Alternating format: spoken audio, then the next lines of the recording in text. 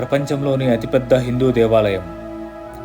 Welcome to Shri Ranganatha Swamy temple in Trichy.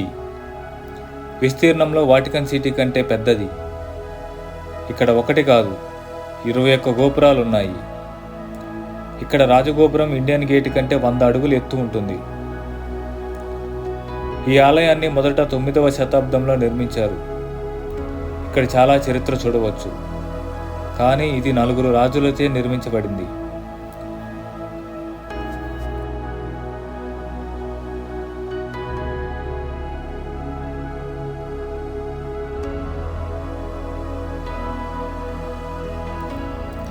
South India trip plan చేస్తే తప్పకుండా శ్రీ రంగనాథ స్వామి టెంపుల్ను దర్శించండి.